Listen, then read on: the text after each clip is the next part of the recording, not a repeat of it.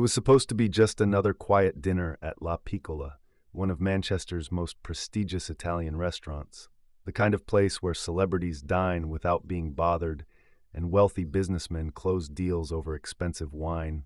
But that Tuesday evening in November, everything changed when a Palestinian family walked through the heavy oak doors and found themselves facing something no family should ever have to endure while simply trying to enjoy a meal together. Omar Khalil had been saving for months to bring his wife Layla and their two young children, 10-year-old Amira and 8-year-old Saif, to this particular restaurant for their wedding anniversary. A small celebration that meant everything to a family who had fled their homeland 5 years earlier and rebuilt their lives from nothing, in a country that promised refuge but didn't always deliver acceptance. The hostess, a blonde woman in her 30s, with perfectly applied makeup and a smile that never quite reached her eyes, looked them up and down with barely concealed disdain when they approached her podium, her gaze lingering on Layla's modest headscarf and Omar's nervous fidgeting with his reservation confirmation printed on cheap paper from their apartment's old printer. "Khalil, table for 4, Omar said in careful English, the accent he'd worked so hard to minimize, still coloring his words as he held out the paper with trembling fingers, his children pressed close to his sides, their best clothes carefully chosen for this special night that was already beginning to feel like a mistake. The hostess took an unusually long time checking her computer system, her fingers clicking slowly across the keyboard as she made a show of scrolling through reservations, while other diners watched from nearby tables, some with curiosity, others with the kind of uncomfortable awareness that comes when you witness something unpleasant, but don't know whether you should intervene. "I'm sorry, but we don't seem to have your reservation," she said finally, her voice carrying just enough false sympathy to make the rejection sting even more. "And we're completely booked tonight. Perhaps you could try somewhere else more suitable." The word hung in the air like a slap, and Omar felt his face burn with embarrassment as his daughter Amira tugged at his jacket and whispered, "Baba, why can't we eat here?" While little Saif stared at the hostess with the kind of innocent confusion that breaks a parent's heart. "But I have confirmation," Omar insisted, his voice growing quieter rather than louder as he sensed the attention of nearby diners. "I made this reservation 3 weeks ago. I have the email right here on my phone." But the hostess had already turned away, busying herself with meaningless paperwork, as if the family had simply vanished from existence. At a corner table near the window, Cristiano Ronaldo sat with his agent Jorge Mendes, their business dinner temporarily forgotten as they watched the scene unfold with growing discomfort. Ronaldo's jaw tightening as he recognized the familiar signs of discrimination that he'd witnessed too many times before. The subtle cruelty that people inflicted on others simply because they looked different or came from somewhere else. The family stood frozen in the entryway, Omar's shame radiating outward as he realized that other diners were staring, some whispering behind their hands while others studiously avoided eye contact, and Layla placed a protective hand on each of her children's shoulders, her own humiliation evident in the way she unconsciously adjusted her headscarf, as if somehow that might make them more acceptable to the watching crowd. "Maybe we should just go," Layla whispered in Arabic to her husband, her voice barely audible, but carrying the weight of someone who had learned to expect disappointment, to accept rejection as the price of existing in spaces where they weren't wanted. But Omar shook his head stubbornly, his pride warring with his desire to protect his children from this moment they would remember forever. A waiter passing by with a tray of wine glasses deliberately brushed against Omar's shoulder, causing him to stumble slightly, and when Omar looked up to see if it was intentional, the waiter's smirk told him everything he needed to know about how welcome his family truly was in this establishment that claimed to serve everyone equally. "Excuse me, sir," Omar tried again, his voice cracking slightly as he addressed the hostess, who had moved on to greeting a well-dressed white couple with effusive warmth, seating them immediately at a prime table despite their obvious lack of reservation. "I really do have a confirmed booking. Please just check again." But his words fell on deaf ears as the restaurant's staff united in their silent conspiracy to make his family disappear. The children began to understand that something was wrong, Amira's eyes filling with tears as she realized they were being rejected for reasons she couldn't comprehend. While Saif pressed closer to his mother's side, his small hand gripping the fabric of her dress as he sensed the tension and hostility radiating from the adults around them. It was then that Ronaldo stood up from his table, the scrape of his chair against the marble floor cutting through the restaurant's ambient noise like a knife. Every conversation pausing as diners recognized the world-famous footballer moving with purpose across the room, his expression darker than anyone in the restaurant had ever seen it. "Is there a problem here?" he asked quietly, his voice carrying the kind of authority that made everyone within earshot stop what they were doing and listen. The hostess suddenly looking up from her fake paperwork with wide eyes as she realized who was speaking to her, her carefully maintained composure cracking as she faced not just any customer, but someone whose face graced billboards across the city. Omar looked up in shock, recognizing the footballer immediately, but too overwhelmed by the situation to fully process that Cristiano Ronaldo was standing next to his humiliated family, while Layla instinctively moved to shield her children from what she assumed would be another moment of public embarrassment, not yet understanding that help had arrived from the most unexpected source. "Oh, Mr. Ronaldo," the hostess stammered, her entire demeanor transforming in an instant as she straightened her posture and forced her most professional smile. "There's no problem at all, just a small mix-up with reservations. You know how it is." But Ronaldo's expression didn't soften as he looked from her to the family and back again, his eyes taking in every detail of the scene that had unfolded. "A mix-up," he repeated slowly, his voice carrying a dangerous edge that made several nearby diners shift uncomfortably in their seats. "So you're telling me that this gentleman's reservation just disappeared from your system?" The hostess nodded eagerly, sensing the trap but unable to avoid it. "Yes, exactly. These things happen sometimes with our computer system. Very unfortunate, but—" "Show me," Ronaldo interrupted, stepping closer to the podium and gesturing toward the computer screen. "Show me your reservation system right now." And the hostess's face went pale as she realized she was about to be exposed in front of the entire restaurant. Omar watched in amazement as the most famous footballer in the world demanded to see proof of their supposed system error, while other diners began to murmur among themselves, some pulling out phones to record what was clearly becoming a confrontation that would be talked about for years to come. The hostess's fingers trembled as she clicked through her computer system, her lies about to be exposed in the most public way possible, while Ronaldo waited with the patience of a man who had learned that sometimes the most powerful thing you can do is simply refuse to let injustice hide behind polite excuses and administrative convenience. "Well, you see," she began, her professional facade crumbling as she stared at the screen that clearly showed Omar's reservation exactly where it should have been, confirmed 3 weeks ago and paid for in advance. The evidence of her discrimination displayed in black and white for everyone to see. "There it is," Ronaldo said loudly enough for the entire dining room to hear, pointing at the screen where Omar's name was clearly visible. "Khalil, table for 4, 7:30 p.m., confirmed and paid for," his voice carrying across the restaurant like a judgment that silenced every conversation and made every person present complicit in what they had witnessed.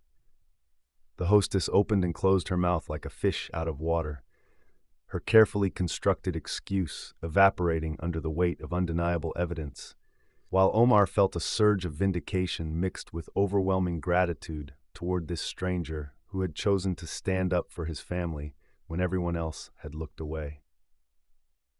"So tell me again," Ronaldo continued, his voice growing harder with each word, "what exactly was the mix-up? Because from where I'm standing, it looks like the only problem here is that you decided this family wasn't welcome in your restaurant, and you were hoping they would just go away quietly so you wouldn't have to serve them." The silence that followed was deafening, broken only by the sound of cutlery being set down on plates as diners stopped eating to witness this unprecedented scene. some recording on their phones, while others simply stared in shock at seeing discrimination called out so directly and publicly by someone with the power to make it matter. Layla looked up at Ronaldo with tears in her eyes, not tears of shame this time, but tears of relief and gratitude, while her children stared at the famous footballer who had become their unlikely champion. Little Saif whispering to his sister in Arabic, "Is that really Cristiano Ronaldo helping us?" The restaurant manager appeared from the kitchen, alerted by staff about the commotion, his face going white when he saw Ronaldo standing protectively next to the Palestinian family. The situation already beyond any damage control, as phones continued to record, and the story began to write itself in real time. "Mr. Ronaldo, I'm so sorry about this misunderstanding," the manager began, his voice oily with false concern as he shot angry glances at his hostess, clearly calculating the public relations nightmare that was unfolding in his dining room. "Of course we have space for this lovely family. Right this way, please." But Ronaldo held up a hand to stop him, his eyes blazing with an anger that made the manager take a step backward. "No, this isn't a misunderstanding, and it's not about space," he said, his voice carrying the moral authority of someone who refused to let racism hide behind euphemisms and politeness. "This is about the fact that you and your staff looked at this family and decided they didn't belong here because of how they look, because of where they come from, because of what they believe." The manager's protests died in his throat as Ronaldo continued. "This man saved money to bring his family here for their anniversary. His children got dressed up in their best clothes because this was supposed to be a special night, and your staff decided to humiliate them in front of everyone because they thought no one important enough would notice or care." Omar stepped forward, his voice stronger now with Ronaldo beside him. "Thank you," he said simply, the words carrying more weight than any lengthy speech could have conveyed, while Layla reached out to touch Ronaldo's arm in a gesture of gratitude that transcended language and cultural barriers. "Don't thank me," Ronaldo replied, looking directly at Omar with respect rather than pity.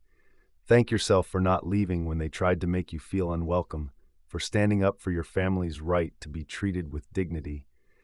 And then he turned back to the manager whose face had gone from pale to red as the implications of the situation began to sink in. "Here's what's going to happen," Ronaldo announced to the manager, but speaking loudly enough for the entire restaurant to hear.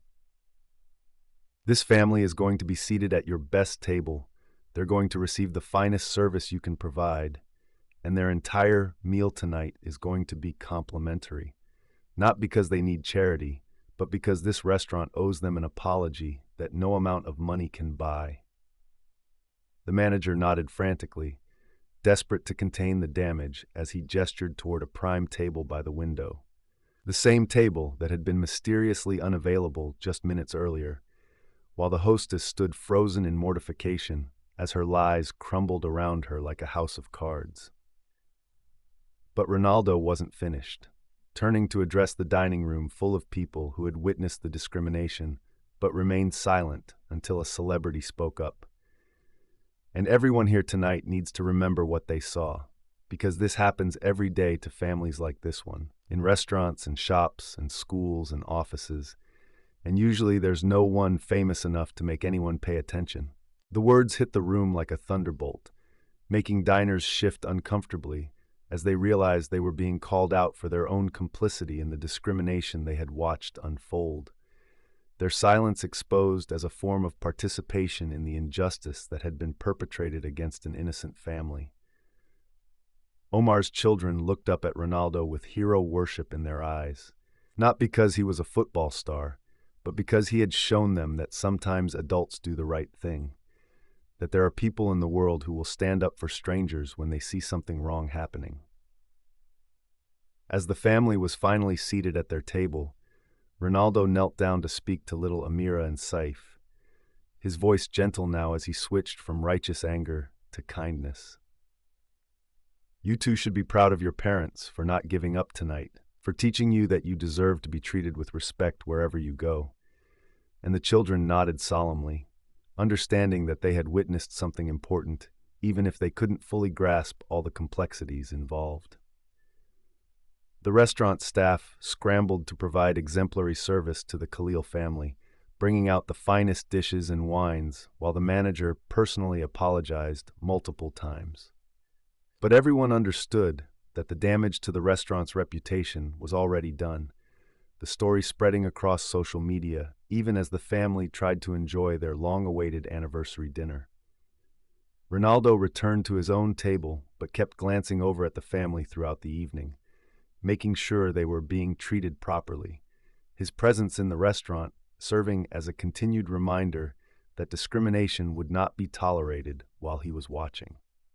When the evening finally came to an end and the Khalil family prepared to leave, Omar approached Ronaldo's table with his family in tow, his children suddenly shy in the presence of their hero, but his wife's eyes still bright with gratitude for what this stranger had done for them.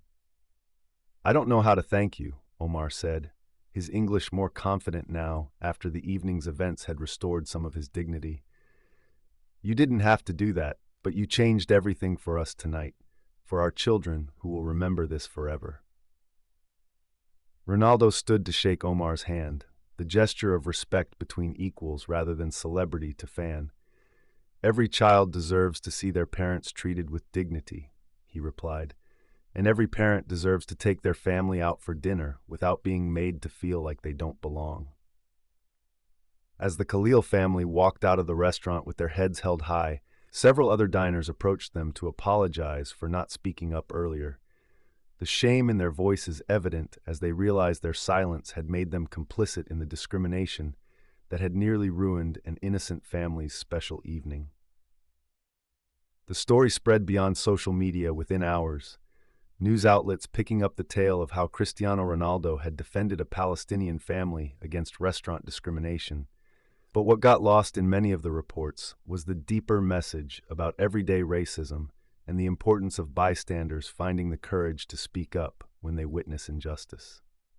In the days that followed, the restaurant faced a wave of criticism and calls for boycotts, while the hostess who had started it all found herself unemployed and unemployable in the hospitality industry, her moment of prejudice becoming a career-ending mistake that served as a warning to others who might consider treating customers differently based on their ethnicity or religion. But for the Khalil family, the real impact wasn't in the public vindication or the restaurant's consequences. It was in the lesson their children learned about standing up for what's right, about the possibility that strangers might become allies, and about the importance of never allowing others to make you feel less than human. Omar framed the receipt from that dinner, not because of the celebrity encounter, but because it represented the night his family learned they had the right to take up space in the world, to expect dignity and respect, and to know that sometimes, when it matters most, someone will stand beside you and refuse to let injustice masquerade as policy or procedure. Years later, when Amira and Saif told their own children about the night Cristiano Ronaldo defended their family in a fancy restaurant, the story became less about football fame and more about moral courage, about the choice every person faces when they see something wrong happening and must decide whether to look away or step forward into the uncomfortable territory of doing what's right.